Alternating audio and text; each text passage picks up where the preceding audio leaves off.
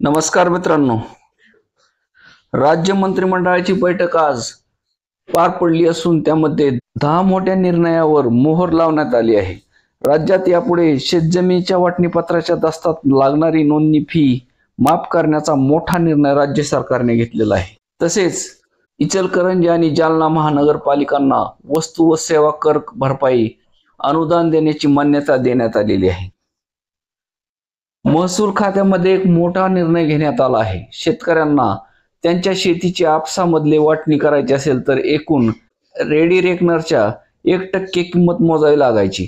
आता त्यामध्ये बदल करण्यात आला आहे. आता फक्त 500 रुपयामध्ये ही वाटणी केली जाणार आहे. त्यामुळे शेतकऱ्यांना मोठा दिलासा मिळणार आहे. राज्य सरकारच्या या निर्णयामुळे शेतकऱ्यांना मोठा फायदा होणार आहे. याआधी शेतीच्या वाटणीपत्राच्या दस्तासाठी मोठी रक्कम मोजावी लागत होती. तर याबरोबरच राज्य मंत्रिमंडळाच्या बैठकीतील इतर काही निर्णय घेण्यात आलेले ते पाहूया.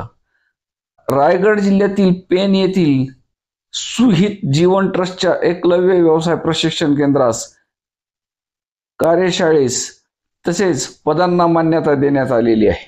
शेट्टी आयोगाच्या शिफारसीनुसार राज्यातील न्यायिक अधिकाऱ्यासाठी टंकलेखकाची पदे निर्माण करण्यास मान्यता देण्यात आलेली आहे. इचलकरंजी व जालना महानगरपालिकांना वस्तू व सेवा कर भरपाई अनुदान देण्यास मान्यता देण्यात आली आहे. इचलकरंजीला 757 कोटी रुपये तर जालन्याला 392 कोटी रुपये 5 वर्षात मिळणार आहेत. शेतजमिनीच्या वाटणीपत्राच्या दस्तास लागणारी नोंदणी फी आता 500 रुपये करण्यात आलेली आहे. तर पत्रकार क्लब ऑफ नागपूर यांना देण्यात आलेला जमिनीबाबतच्या अटी शर्तीमध्ये बदल करण्यास मान्यता देण्यात आलेली आहे. Forest development corporation of Maharashtra limited मधील 1351 पदाच्या सुधारित आकृतीबंधास मंजुरी देण्यात आलेली आहे. स्थानिक स्वराज्य संस्थांच्या उच्च प्राथमिक शाळांमध्ये अंशकालीन निदेशकांच्या नियुक्तीच्या सुधारित धोरणास मान्यता देण्यात आली आहे. आशियाई विकास बँक सहाय्यित महाराष्ट्र ॲग्री बिझनेस नेटवर्क प्रकल्प संस्थेवर पणन मंत्री पद्मसिद्ध अध्यक्ष राहणार आहेत. कृषी पर्यवेक्षक व कृषी सहाय्यक यांच्या पदनामात उपकृषी अधिकारी व सहाय्यक कृषी अधिकारी असा बदल करण्यात आलेला आहे.